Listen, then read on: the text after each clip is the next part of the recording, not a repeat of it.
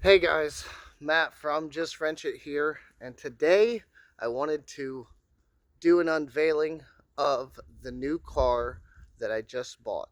Now, the Audi was giving me some problems. It developed a horrible misfire and some things. I did my best to troubleshoot it with the time I had available, and I just kind of gave up on it. I didn't have the time to devote to it. I had a lot of other projects with cars going on, with the wife's car and my truck still needing some work.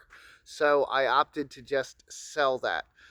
Good news is I sold it to an enthusiast who I know. It's one of my nephew's good friends. So he got it for a pretty good price, and he's troubleshooting that misfire now.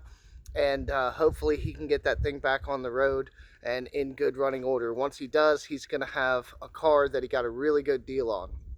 So I found myself in need of a car now because of my new job. The commute to work is a lot further than what I was really used to. I used to live about 15 minutes from work. Didn't matter what I drove, gas was not a problem. Now it's a lot longer. It's almost 45 minutes for me to get to work. So I'm using a lot more gas. So I wanted to get something that was a little more fuel efficient for the commute. And let me go ahead and just show you what we ended up with today. And I got a pretty good deal on it. I think hopefully some of you are going to be pleasantly surprised with what I got. We have here in front of us a 2011 Ford Fiesta.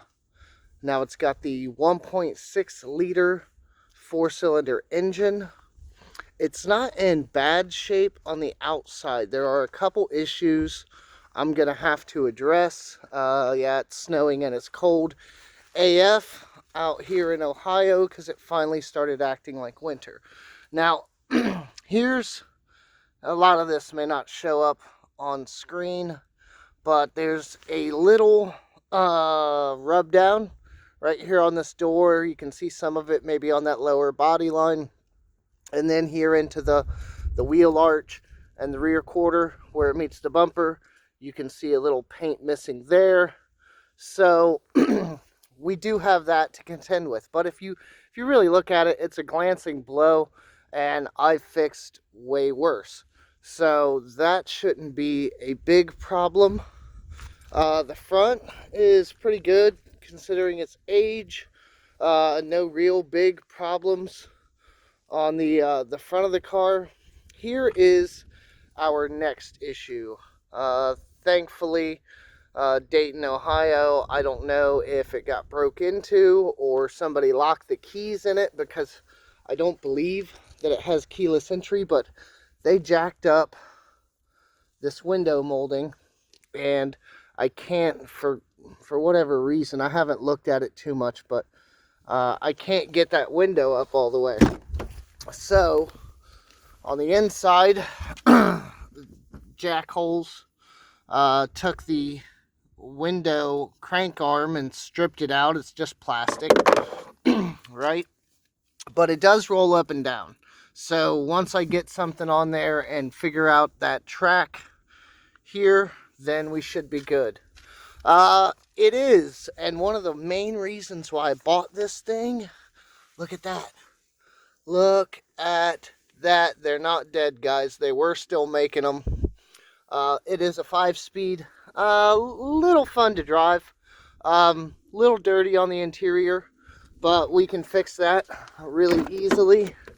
We'll just clean this up, get some floor mats, and I think it's going to be, you can see some of the stains here on the seats. Probably like a single mom's car or grandma's grocery getter that got loaned out to everyone under the sun.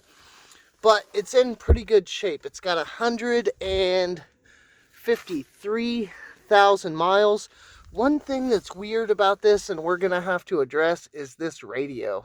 It's like a built-in kind of thing. The display is up here. The controls, they're workable, but they kind of suck. And you see there in the door, there's a tweeter up there, and there's a speaker down there. That's the only speakers in this car. So we're going to do some upgrades to the sound system. We're going to fix the outside, and I have some other plans for this car. I'd kind of like to see if I can push these wheels out on the side, maybe do a wide body kit, something just to make it look a little different, because right now it looks really small. I mean, if you look at it, I'm parked in front of the Acadia up there, and like the Acadia sticks out like almost like another foot further. If they were even on this side with the curb, which they're not, it's a really thin car. So I'd kind of like to widen that stance a little bit, maybe put some different rims on it, and then there'll be some performance upgrades of some kind. Nothing too crazy. I'm not going to turbo this thing. You can, but I don't want to press my luck too hard with my daily driver. So we'll do what we can performance-wise to make it as fast as possible, but nothing too crazy. But yeah, guys, this will be not really the new project car for the channel, but there will be plenty of stuff going on with it. We'll probably smoke out those bright-ass tail lights, do something, maybe like one of those color wraps with the front headlights. I don't know what color we'll end up on. Maybe like a rainbow or like one of those yellow tints to just kind of change that up a bit. But yeah, guys, I got this for $2,200 is what the dealer was asking for it. It was like, I'm guessing it was like a trade-in.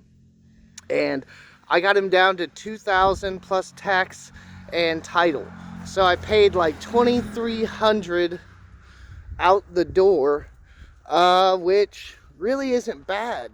I went over to Black Zeus Garage, and we were looking at it. I showed it to him. He was checking it out.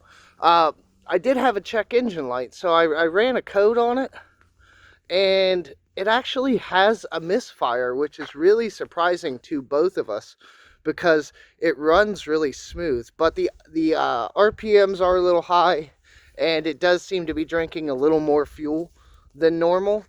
So I've ordered everything for that. The coil pack, the spark plugs, the wires, that was all about 60 bucks on Amazon. So those are coming. It's really easy to swap all that out. They should be here in like a day. And then we'll get all that misfire fixed. But the funny thing is, man, really funny, it drives fine. It starts right up. I don't have any issues with it. So if it's got a misfire, it must be really, really negligible because it's running just fine. It just drinks a little more gas than normal. All right, guys, I did put $60 worth of windshield wipers on it because the ones that were on it were messed up, and that's all the auto parts store had. I was really disappointed, but I just couldn't continue going on with the windshield wipers as bad as they were. It was raining like crazy yesterday, and you just really couldn't see.